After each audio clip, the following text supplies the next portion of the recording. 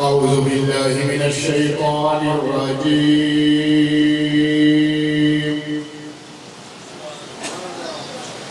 بسم الله الرحمن الرحيم.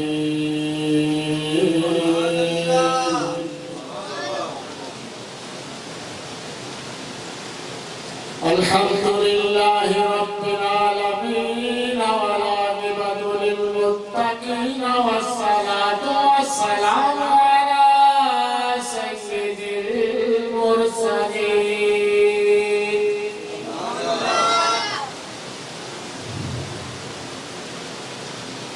خاتم النبيين راحة العاشقين مراد المشتاقين شمس العارفين سراج السالكين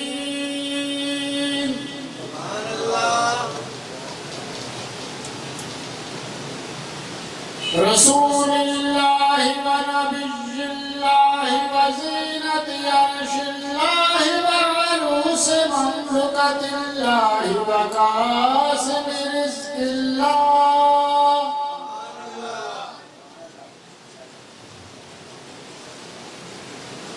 رسولنا ونبينا وحبيبنا وحبيب ربنا ومحبوبنا ومحبوب ربنا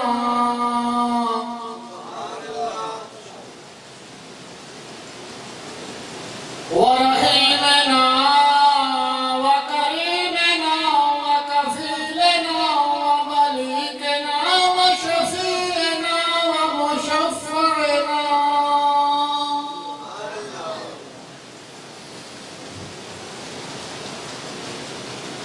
وغوثنا وغيثنا وغياثنا ومغيثنا وملجأنا ومأوانا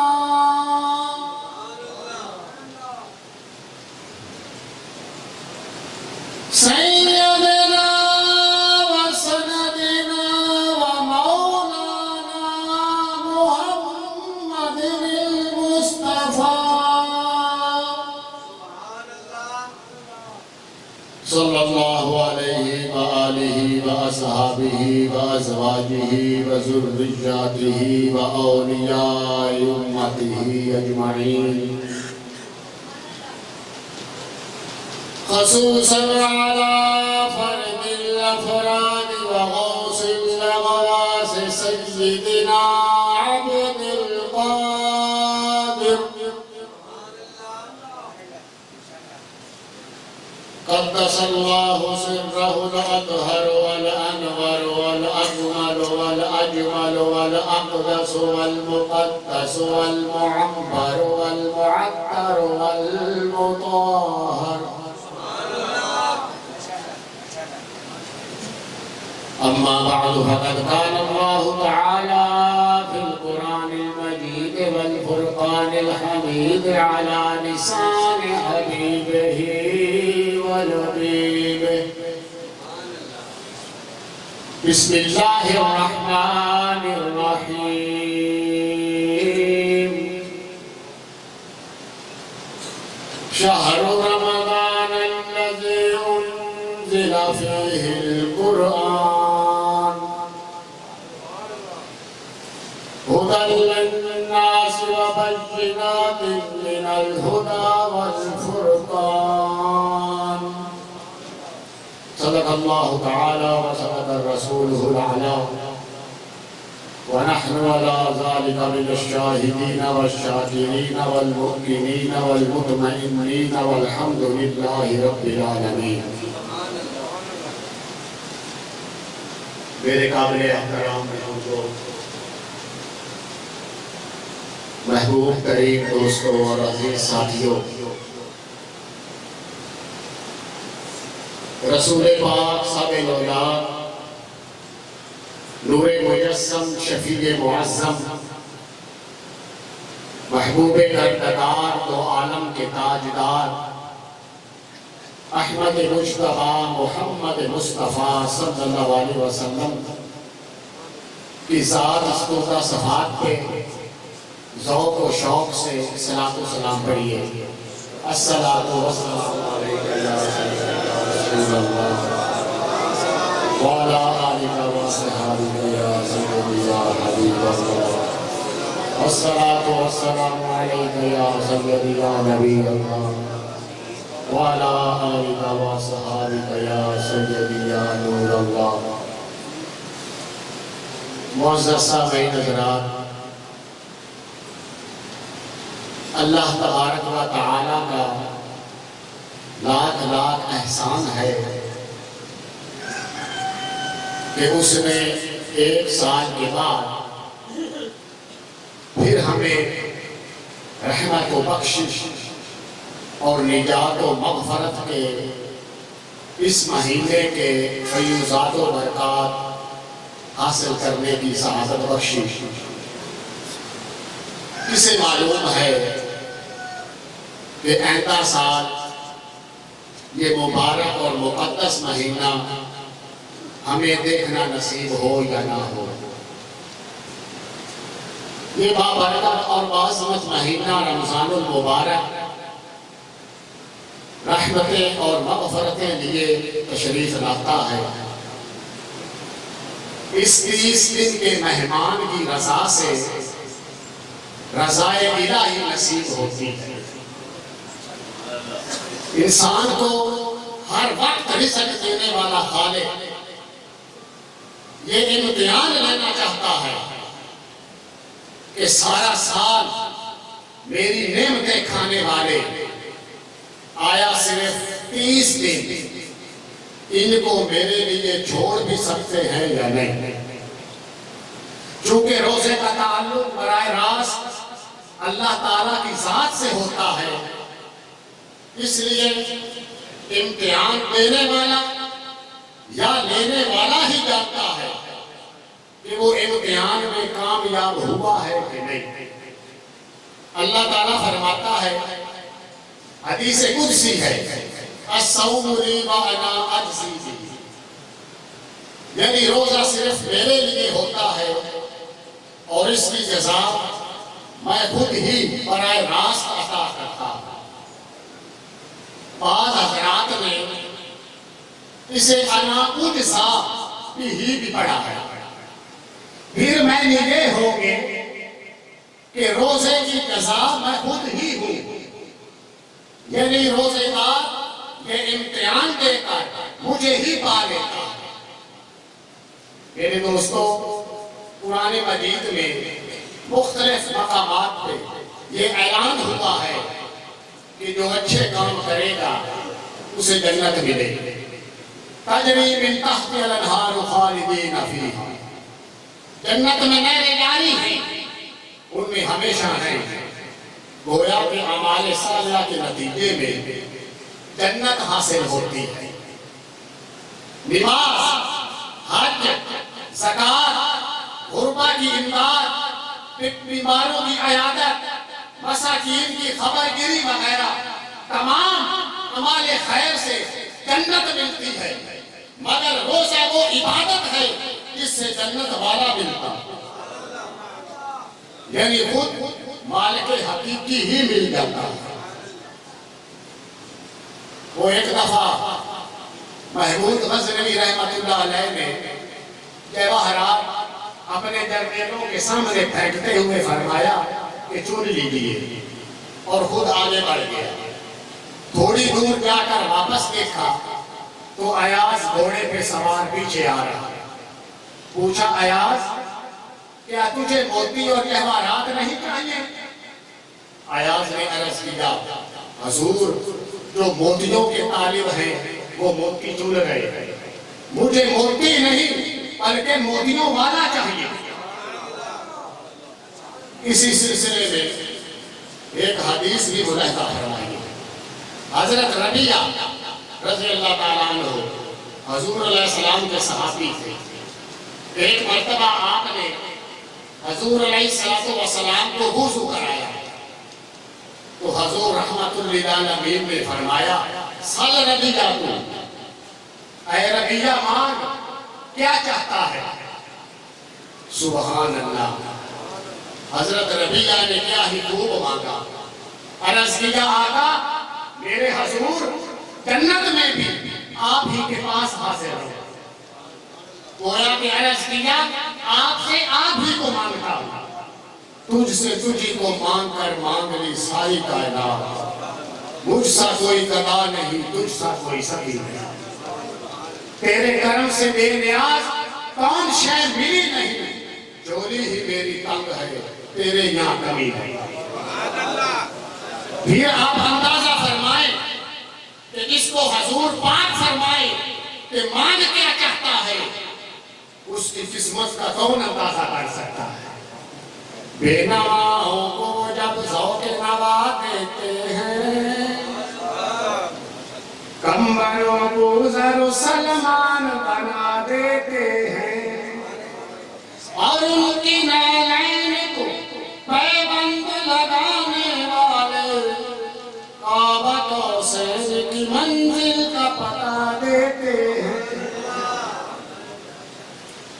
وہ حضرت ابو ہریرہ رضی اللہ تعالیٰ عنہ سے روایت ہے کہ انہوں نے حضور صلی اللہ علیہ وسلم سے سنا کہ وہ آدمی جس کے سامنے میرا نام لیا جائے اور وہ مجھ پر درود شریف نہ پڑھے تو اس کی ناک خاص آلود ہے،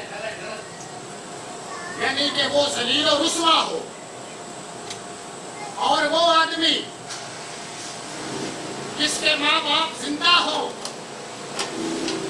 یا دونوں میں سے ایک زندہ ہو اور وہ ان کی خدمت کر کے انہیں راضی نہ کرے تو وہ بھی ذلیل و رسوا ہو۔ اور وہ آدمی جو رمضان شریف کو پائے اور اس سے پہلے اللہ تعالیٰ سے اپنے گناہ نہ بخشوائے تو اس کی ناک بھی خاک آلود ہو، کیونکہ یہ ماہ مقدس اللہ تعالیٰ کی بخشش اور مغفرت کا مہینہ ہے، جس کے اس مقدس ماہ میں گناہ نہ بخشے جائیں وہ بہت بڑے گھاٹے میں۔ تو میرے دوستو ذرا غور فرمائیے، ایک شخص وہ ہے جس کے سامنے حضور نبی کریم صلی اللہ علیہ وسلم کا اس میں گرامی دیا جائے اور وہ آپ پر ادب سے درود نہ پھینکے، گویا اس نے خود کو اندھے کنویں میں ڈال دیا، خود اپنے پاؤں پہ کہاڑا مارا۔ دنیا میں سب سے مقدم ہستی خدا تو نبی کریم کی ہستی ہے، لہذا اگر کوئی اس مقدم ہستی پر درود نہ پڑے گا تو خدا تعالیٰ اس سے ناراض ہو جائے گا، اور پھر ایسے شخص کو رحمت کی امید نہ رکھنا چاہیے۔ ایک حدیث میں ایسے شخص کو بخیل اور شکی القلب کہا گیا۔ ایک حدیث میں ہے کہ ایسا بخیل اور شکی القلب انسان حضور کی زیارت سے محروم ہے۔ بعض علماء کرام نے آپ کے نام اقدس پر درود شریف پڑھنا واجب قرار دیا ہے، اور نام نامی 1000 مرتبہ ہی کیوں نہ لیا ہے۔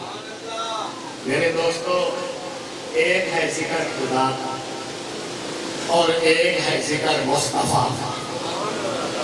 ظاہر میں دو کے نام ہیں اور دو کے کام ہیں، لیکن حقیقت میں نام ہے تو ایک کے، کام ہے تو ایک۔ خدا کا ذکر مصطفیٰ کے ذکر سے جدا نہیں، اور مصطفیٰ کا ذکر خدا کے ذکر سے جدا نہیں، بلکہ خدا مصطفیٰ سے جدا نہیں اور مصطفیٰ خدا سے جدا نہیں۔ جس نے خدا کو ڈھونڈا مصطفیٰ کو پایا، اور جس نے مصطفیٰ کو ڈھونڈا خدا کو پایا۔ خدا کا مصطفیٰ ہے اور مصطفیٰ کا خدا ہے۔ ارے خدا کی مصطفیٰ ہے اور مصطفیٰ کی خدائی ہے۔ جس کی سمجھ میں یہ بات آئی ہے اس نے خدا کی خدائی پائی ہے، اور اس کے دل میں مقام مصطفیٰ ہے، اس کو بھی سلام خدا ہے، کیونکہ جو ایک دفعہ خدا کا ذکر کرتا ہے خدا تعالیٰ ایک دفعہ اس کا ذکر کرتا ہے، لیکن جو ایک دفعہ مصطفیٰ کا ذکر کرتا ہے خدا تعالیٰ 10 دفعہ اس کا ذکر کرتا ہے۔ اس کا دامن رحمتوں کے پھولوں سے بھرتا ہے، کیونکہ اپنے ذکر سے محبوب کا ذکر پیارا ہوا کرتا ہے، اور اپنی تعریف کی بجائے محبوب کی تعریف زیادہ بھلی معلوم ہوتی ہے۔ صاف کہہ دوں، اجازت ہے ذکر خدا سے ذکر مصطفیٰ بہتر ہے، کیونکہ مصطفیٰ خدا کا محبوب اور دلبر ہے، اور ذکر مصطفیٰ سنت خدا ہے۔ یہی خدا تعالیٰ کا کام ہے، اور اسی وجہ سے فرشتوں کا نیک انجام ہے، اور ایمان والوں کو بھی خدا تعالیٰ کا فرمان ہے کہ میرے محبوب کی خیر مناؤ، درود کے نغمے گنگناؤ، سلام کے پھول برساؤ، تاکہ دنیا و آخرت میں کامیابی ہو۔ ذکر محبوب میں میرے ہم نوا اور ہم دم بن جاؤ، تاکہ میرے قرب و وصال کا کمال پائے۔ میرے دوستو، قرآن پاک کی بغور و خوص تلاوت کی جائے اور حدیث نبویہ کو پڑھا جائے تو یہ بات سامنے آتی ہے کہ کائنات کا سارا نظام اور ممکنات کا انتظام اور موجودات کا انسرام و اہتمام خدا تعالیٰ نے فرشتوں کے سپرد فرما رکھا ہے، اور انہیں اپنی منشا کے متحد عمل پیرا رکھا ہے۔ ذرا غور فرمائیے، حاملان عرش ہے تو فرشتے، ساکلان فرش ہے تو فرشتے، حضرت آدم کے خمیر کو گوندھنے والے ہیں تو فرشتے، اور ہر ایک رنگ کی مٹی سے ہر ایک کا خمیر ڈھونڈنے والے ہیں تو فرشتے، حضرت آدم پر اعتراض کرنے والے اور پھر اسی کے آگے سجدے میں سر دھرنے والے ہیں تو فرشتے، بادل چلانے والے، بجلی چمکانے والے، آندھیاں لانے والے، بارش برسانے والے، ایک ایک قطرے کے ساتھ آنے والے، تارے چمکانے والے، چاند کو بڑھانے اور گھٹانے والے، سورج کو نکالنے والے اور اس کو صحیح راہ پر چلانے والے اور اس کو مغرب میں چھپانے والے ہیں تو فرشتے، رحم میں صورتیں بنانے والے اور رحم ہی میں سعید او شقی، نیک بخت ہے یا بدبخت ہے کہ پیشانی میں مہر لگانے والے، نیک یا برے اعمال لکھنے والے، نیکی کی راہ دکھانے والے، حتیٰ کہ ذرہ ذرہ کا حساب فرمانے والے ہیں تو فرشتے، پھر روح کو قبض کرنے والے، قبر میں سوالات دہرانے والے اور اس کو جنت کے باغوں میں سے ایک باغ یا جہنم کے گڑھوں میں سے ایک گڑھا بنانے والے، جہنم کو بھڑکانے والے، جنت کو بسانے والے، اور محشر برپا کرتے ہوئے مردوں کو قبروں سے اٹھانے والے ہیں تو فرشتے، اسی طرح ان صراط سے جہنم میں گرانے والے، جنت میں لے جانے والے، سارے کے سارے انتظام نبھانے والے ہیں تو فرشتے، ورثے کے اول سے لے کر آخر تک، ازل سے لے کر ابد تک،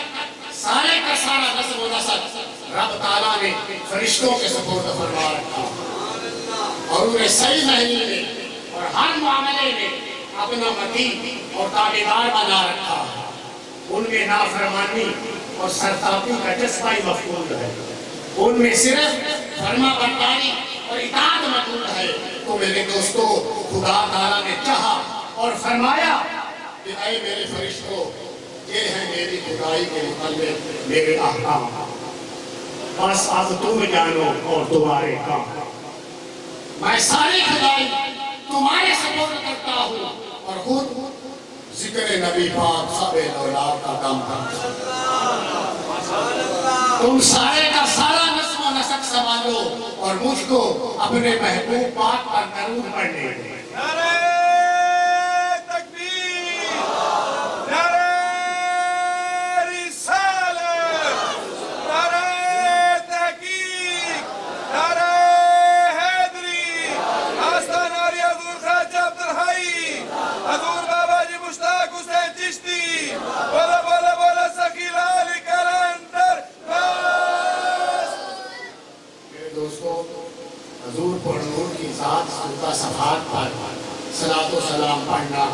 یعنی ذکر مصطفیٰ کرنا خدا تعالیٰ کا فعل اور سنت ہے، اور یہ مسلمہ امر ہے کہ خدا تعالیٰ کی ذات قدیم ہے اور اس کا ہر فعل بھی قدیم ہے۔ خدا تعالیٰ اصل ابدی ہے اور اس کا حضور پاک پر صلاۃ و سلام پڑھنا بھی اصل ابدی ہے، یعنی جب سے خدا ہے تب سے ذکر مصطفیٰ ہے۔ تو اب مصطفیٰ ہوگا تو ذکر مصطفیٰ ہوگا، اور اگر مصطفیٰ نہ ہوگا تو ذکر مصطفیٰ کیا ہوگا؟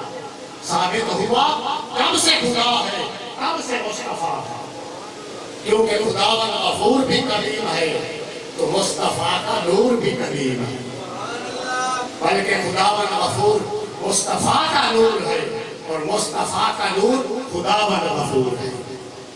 الغرض اس کی زبان پر ذکر احمد مختار ہوتا ہے، وہ اللہ کا یار ہوتا ہے اور کائنات میں ذرہ ذرہ کو اس سے پیار ہوتا ہے۔ محبوب خدا واشگاف الفاظ میں فرماتے ہیں انی اسماء صلاۃ اہل محبت، یعنی میں محبت والے کی درود کو خود سنا کرتا ہوں، جس کو حضور پر نور محبوب خدا کا قرب نصیب ہو جائے اور جو حبیب خدا محمد مصطفیٰ کا حبیب ہو جائے اور اس پر حضور نظر کرم فرمائے اور اپنے حسن زیبا کا جلوہ دکھائے۔ یہ درود شریف پڑھنے والے کے لیے خدا تعالیٰ کی طرف سے تحفہ ہے کہ وہ حبیب خدا کا نام لیا کرتا ہے اور اپنا دامن مرادوں سے بھرتا ہے۔ وہ ایک حدیث شریف یاد آ رہی ہے، بہت ہی عجیب و لطیف ہے۔ حضرت ابی بن کعب رضی اللہ تعالیٰ عنہ نے رسول اللہ صلی اللہ علیہ وسلم سے پوچھا کہ یا رسول اللہ، میں آپ پر کس قدر درود شریف پڑھا کروں؟ تو حضور کو نور نے فرمایا کس قدر چاہو، یعنی اپنی ہمت لگاؤ۔ صحابی نے عرض کیا کیا چوتھائی پڑھوں، یعنی 3 حصے باقی وظائف و اوراد پڑھا کروں اور چوتھائی حصہ درود شریف کا ورد کیا کروں؟ آپ نے فرمایا ٹھیک ہے، لیکن درود شریف اور بڑھاؤ۔ عرض کیا آدھا، فرمایا اس قدر چاہو لیکن بہتر ہے درود شریف اور بڑھاؤ۔ عرض کیا 2/3، فرمایا جس قدر چاہو لیکن بہتر ہے درود شریف اور بڑھاؤ۔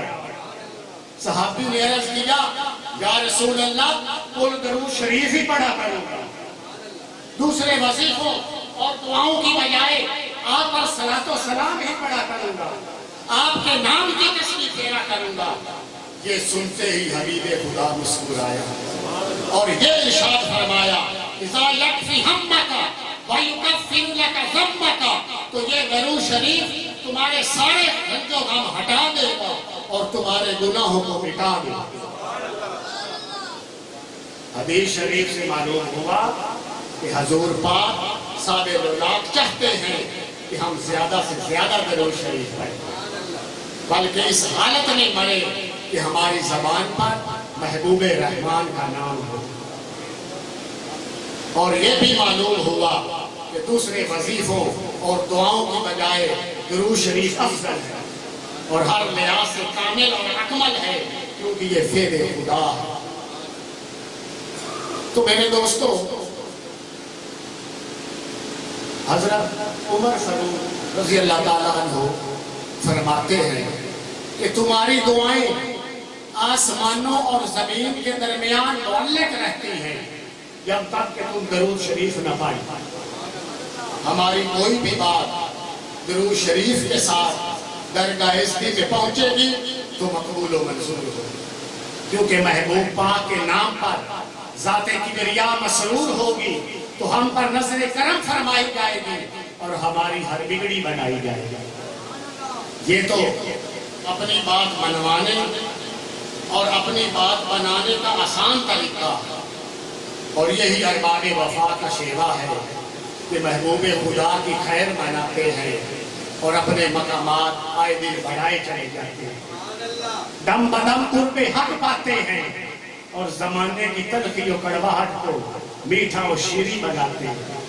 ان کی زبان پر جانے جانا کا نام ہوتا ہے اور ان کو ہر حال میں اطمینان و سکون اور آرام ہوتا ہے۔ وہ مولانا جلال الدین رومی مثنوی شریف میں فرماتے ہیں کہ ایک دفعہ محبوب خدا نے شہد کی مکھی سے پوچھا کہ تو شہد کیسے بناتی ہے؟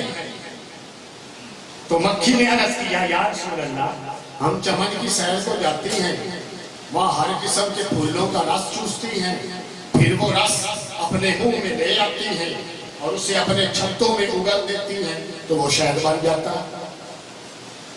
حضور پر نور نے فرمایا پھولوں کے رس تو پھیکے ہوا کرتے ہیں اور شہد میٹھا ہوا کرتا ہے، بتاؤ شہد میں مٹھاس کہاں سے آتی ہے اور اس میں شیرنی کون بھرتا ہے؟ تو مکھی بھنبھنائی اور یہ عرض سنائی، ہمیں قدرت کاملہ نے سکھایا ہے اور یہ راز بتلایا ہے، ہم چمن سے اپنے گھر تک آپ کی ذات خودہ صفات پر درود شریف پڑھتی ہوئی آتی ہے اور آپ کے نام پاک کی لذت و چاشنی سے ہم کنار ہوئے جاتے ہیں، آپ کے نام پاک کی برکت سے شہد لذیذ و شیریں اور شفا بن جاتا ہے۔ چنانچہ خدا تعالیٰ فرماتا ہے فی شفاء للناس، شہد میں لوگوں کے لیے شفا ہے اور وہ اس لیے ہے کہ شہد کی مکھی کی زبان پر ذکر مصطفیٰ ہے۔ تو میرے دوستو، اس کی زبان پر محبوب خدا کا نام آ جاتا ہے، وہ ہر ایک کے کام آ جاتا ہے اور اس کی تلخ زندگی میں مشرت و شادمانی کا جام آ جاتا ہے۔ اور جیسے روکھے پھیکے رس میں درود پاک کی برکت سے مٹھاس آ جاتی ہے، ایسے ہی ہماری روکھی سوکھی عبادت میں درود پاک کی برکت سے رحمت حق آس پاس آ جاتی ہے، اور جیسے درود پاک کی برکت سے شہد شفا بن جاتا ہے، ایسے ہی محبوب پاک کے نام کی برکت سے ہمارا انجام مقبول بارگاہ خدا بن جاتا ہے۔ تو میرے دوستو، دوسرا شخص وہ ہے جس کی زندگی میں اس کے والدین ضعیف ہو جائیں اور وہ ان کی خدمت نہ کرے، ایسے شخص پر خدا بندی عذاب نازل ہو جاتا ہے۔ جو شخص اپنے والدین کی بڑھاپے میں خدمت نہ کرے گا اس کا ٹھکانہ جہنم ہوگا۔ میرے آقا نے فرمایا اپنے باپ سے منہ نہ موڑو، جس نے اپنے باپ سے منہ موڑا اس نے کفر کیا،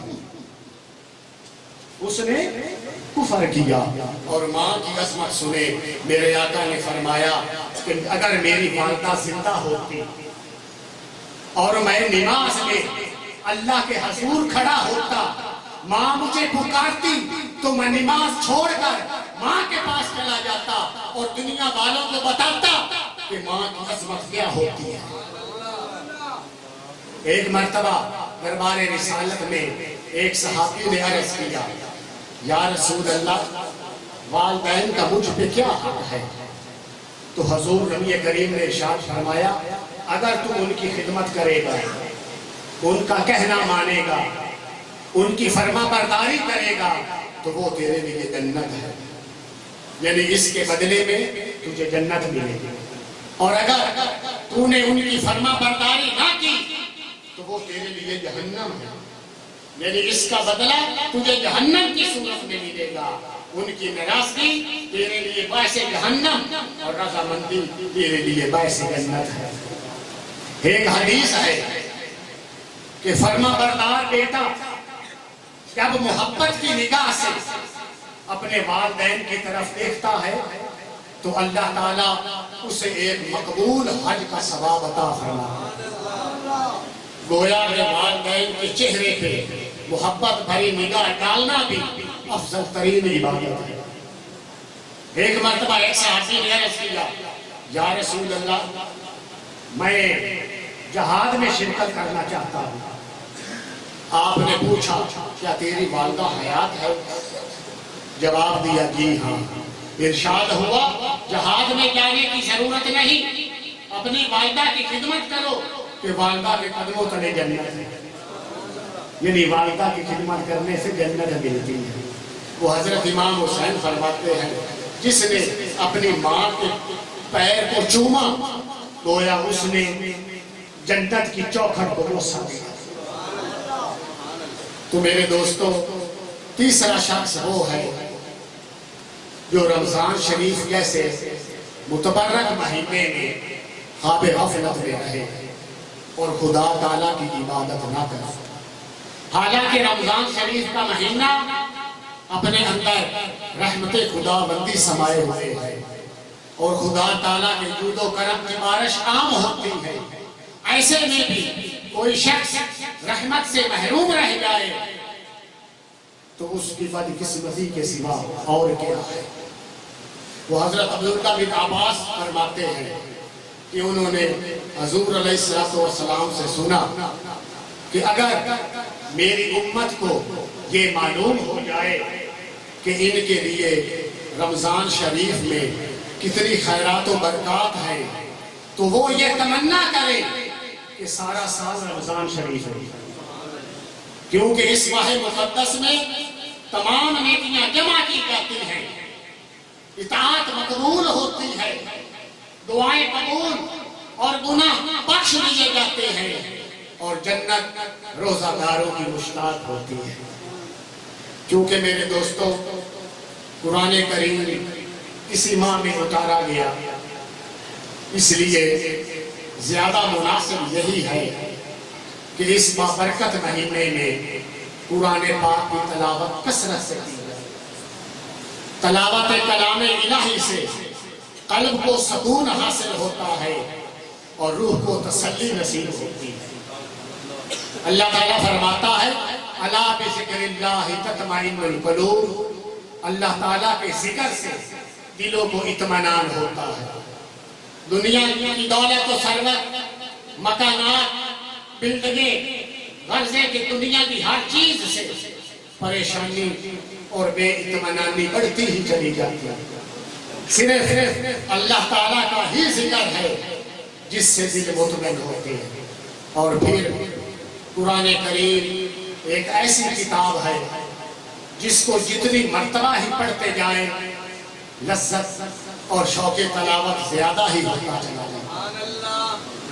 دنیا کی کسی کتاب کو آپ 2-4 مرتبہ پڑھ جائیں پھر اسے ہاتھ لگانے کو بھی جی نہیں چاہتا۔ یہ قرآن کریم کا اعجاز ہے کہ ایک ہی آیت کو بار بار پڑھنے اور سننے پر بھی جی نہیں ہوتا۔ رمضان المبارک میں عموماً مسلمان نماز تراویح میں قرآن کریم ختم فرماتے ہیں کہ حفاظ تو ایسے بھی ہیں جو ایک رکعت میں ہی ختم کر دیتے ہیں۔ امام ابو حنیفہ رحمۃ اللہ علیہ ہر روز 2 قرآن کریم ختم فرمایا کرتے ہیں۔ میرے آقا نے فرمایا کہ اس کتاب کا ایک حرف تلاوت کرنے پر 10 نیکیاں ملتی ہیں اور 10 گناہ معاف کیے جاتے ہیں۔ فرمایا الف لام میم، یہ ایک حرف نہیں بلکہ علیحدہ علیحدہ 3 حرف ہیں۔ الف لام میم پڑھنے والے کو 30 نیکیاں ملتی ہیں اور اتنے ہی گناہوں پہ قلم پھیر دی جاتی ہے۔ قرآن کریم پہلے لوح محفوظ پہ لکھا ہوا تھا، اس سے پہلے تورات کا نزول جناب سیدنا موسیٰ علیہ السلام پر ہوا، زبور سیدنا داؤد علیہ السلام پر نازل ہوئی اور انجیل سیدنا موسیٰ علیہ السلام عیسیٰ علیہ السلام پر نازل فرمائی گئی۔ یہ تینوں کتابیں ایک ہی مرتبہ اتاری گئی، مگر قرآن حکیم ہمارے آقا و مولا حضور سید المرسلین صلی اللہ علیہ وسلم کو 23 سال کے عرصہ میں حسب ضرورت عطا فرمایا ہے۔ توریت میں مثل نہیں، توریت زبور، انجیل جو کہ کلام الہی تھا، حضرت موسیٰ، حضرت داؤد اور حضرت عیسیٰ نے پڑھا اور خوب پڑھا. لیکن کلام الہی جس وقت قرآن پاک کی صورت میں محبوب خدا کی زبان مبارک پر آیا تو خدا تعالیٰ نے دیکھا کہ میرے محبوب کی ذات جیسی اور کوئی ذات نہیں، اور اس کی بات جیسی اور کسی کی بات نہیں، تو ذات کو آخری ذات قرار دیا اور اس کی بات کو آخری بات قرار دیا. تو ریت بے مثل نہیں، زبور بے مثل نہیں، انجیل بے مثل نہیں، ان میں تحریف کر دی. حالانکہ یہ بھی خدا کا کلام تھا، لیکن خدا کا کلام جب قرآن پاک کی صورت میں محمد مصطفیٰ صلی اللہ علیہ وسلم کی زبان مبارک پر آیا تو بے مثل ہو گیا. کیونکہ بے مثل زبان پر آنے کی بے مثل وجہ سے بے مثل ہو گیا. محبوب خدا کا کوئی ہم پایا نہیں ہے، مرسل اس مرتبے کا کوئی آیا نہیں ہے.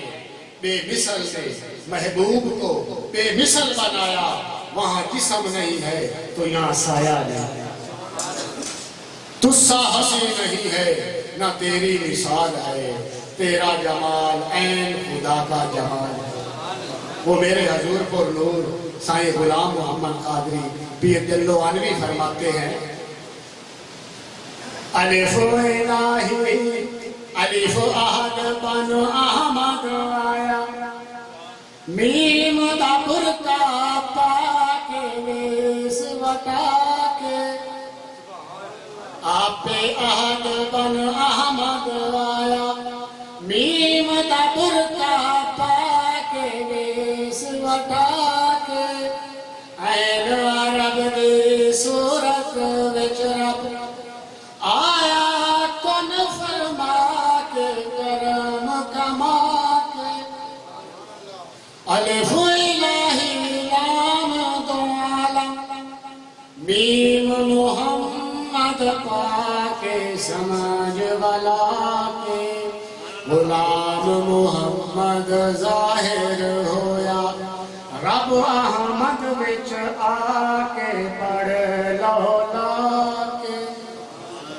اور سائن شیر پاک فرماندے نے، سے سانی تو سدا دوجا ہور نہ کوئی، تیری وحدت کولو ڈھولا کسرت ہوئی، احد احمد اندر کہ ہے فرق رکھے ہوئی، ڈھولا میم دا اولا پڑدا ہور نہ کوئی.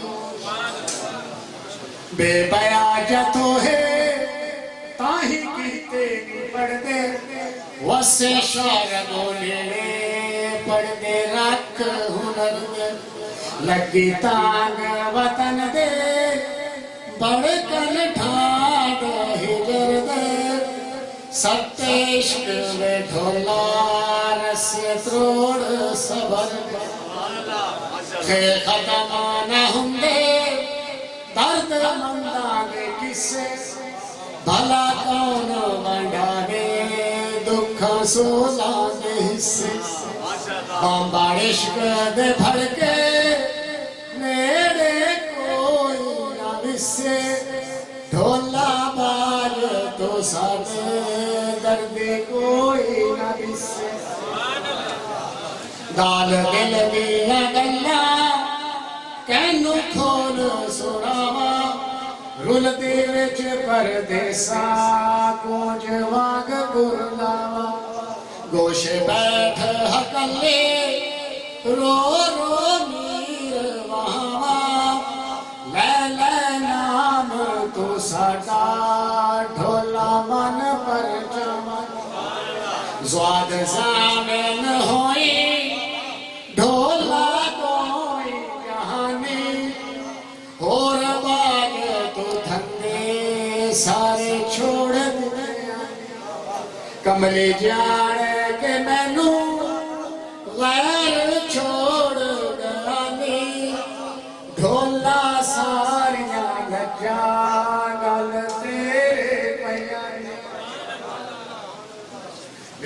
دوستو چونکہ قرآن کریم اس ماہ میں اتارا گیا، وہ اب ایک خیال رہے کہ ایک ہے قرآن اور ایک ہے سابق قرآن، یعنی ایک ہے کلام اور ایک ہے متکلم، یا ایک ہے صفت اور ایک ہے موصوف، اور اس میں کسی کو بھی شک و شبہ نہیں کہ قرآن پاک کامل، اکمل، مکمل اور جامع کتاب ہے اور نور مبین ہے، وَأَنزَلْنَا إِلَيْكُمْ نُورًا مُبِينًا۔ تو میرے دوستو، اگر قرآن کلام ہے تو سابق قرآن متکلم ہے، اگر قرآن صفت ہے تو سابق قرآن موصوف ہے۔ تو جس کا کلام نور ہے وہ متکلم نور علی نور ہے، جس کی صفت نور ہے وہ موصوف نور علی نور ہے، یعنی رسول پاک سراپا نور علی نور ہے۔ ازل ان کی ذات نور ہے، صورت بشر کی ہے، اصل ان کی ذات نور ہے، صورت بشر کی ہے، تصویر آئینہ میں بھی آئینہ گر کی ہے۔ وہ ہے علیم، ان کو ہر شے کا علم ہے، وہ ہے علیم، ان کو ہر شے کا علم ہے، وہ ہے خبیر، ان کو خبر بے خبر۔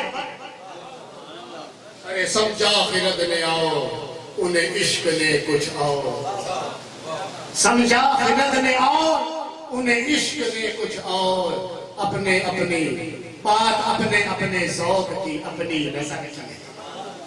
میرے دوستو، حضور پاک پہلے نور ہے اور آپ کے بعد قرآن پاک نور ہے، کیونکہ پہلے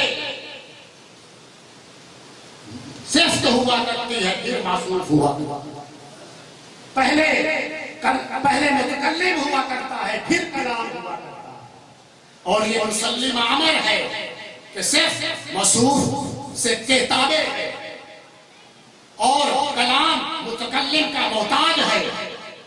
معلوم ہوا قرآن پاک سابق قرآن سیدنا محمد مصطفیٰ صلی اللہ علیہ وسلم کے نطق کا محتاج ہے اور آپ کی ذات خدا صفات سے قائم ہے۔ تو میرے دوستو، جس رات قرآن نازل ہو، روح اور فرشتے نازل ہو، وہ رات 1000 مہینوں سے افضل ہے۔ تو جس رات سابق قرآن تشریف لائے، وہ شب ہزاروں شبہائے قدر سے افضل ہے، اور جس کے پاس تشریف لائے ان کے شب و روز لاکھوں قدر والی راتوں اور دنوں سے افضل ہے۔ قرآن پاک کی برکت و فضیلت، عزت و عظمت صاحب قرآن حضور علیہ السلام کی زبان پر اس کے جاری و ساری ہونے کی مرہون بنیاد ہے، اور قرآن پاک کا آخری کتاب ہونا، حضور پاک کے آخری رسول خاتم النبیین ہونے کا صدقہ۔ قرآن پاک میں کسی قسم کا عیب و نقص نہیں، قرآن پاک میں کسی عیب و نقص کا قائل ہونا کفر ہے۔ اگر کلام کی یہ عظمت ہے تو اس شخص کے کفر میں شک و شبہ کی گنجائش کہاں جو صاحب قرآن میں عیب تلاش کرے۔ بے شک قرآن پاک کلام الہی ہے، لیکن سننے والوں نے خدا تعالیٰ سے من حیث و ہوبا نہیں سنا، اور دیکھنے والوں نے خدا تعالیٰ کو من حیث و ہوبا نہیں دیکھا۔ سننے والوں نے کلام مصطفیٰ کو سنا اور دیکھنے والوں نے صورت مصطفیٰ کو دیکھا۔ میرے آقا نے فرمایا، قال اللہ تعالی، اللہ تعالیٰ کا کلام ہے، ہم نے جان لیا۔ ہمارے آقا نے فرمایا، خدا نے فرمایا، انہ لقول رسول کریم، یہ رسول کریم کا کلام ہے۔ طرفہ یہ کہ وہ بھی محمد مصطفیٰ کی ہی زبان مبارک پر فرمایا۔ ہم نے مان لیا اور ماں راز حقیقت جان لیا کہ کلام تو ایک ہی ہے، لہذا متکلم بھی ایک ہی ہے۔ تیری تعلیم خلائق یارو پہنائے بدری چولا آپ احد بن احمد والا کر کے میم دا اولا پر کچھ تھولا عاشق پاک رسول اللہ دے جھوٹن عشق ڈولا رحمت جھولا غلام محمد فاسق کھلے غلام محمد فاسق کھلے جا گھتوں نے رولا جاہل ٹولا مختصر یہ کہ جو قرآن پاک کی بے مثلیت کا قائل ہے اسے صاحب قرآن کی بے مثلیت کا قائل ہونا جو قرآن پاک کو نور مانتا ہے اسے صاحب قرآن کو نور ماننا ہونا جو قرآن پاک کو کامل اکمل مکمل کتاب جانتا ہے اسے صاحب قرآن کو ہر لحاظ سے کامل اکمل مکمل صاحب کتاب اور عالی جناب جاننا ہونا اور جو میرے محبوب علیہ السلام کی بے مثلیت و نورانیت کا قائل نہیں وہ سرے سے قرآن پاک کے کمالات کا قائل نہیں اور اس جیسا کوئی جائے خاص کھلے جا کتیوں نے رولا جائے تولا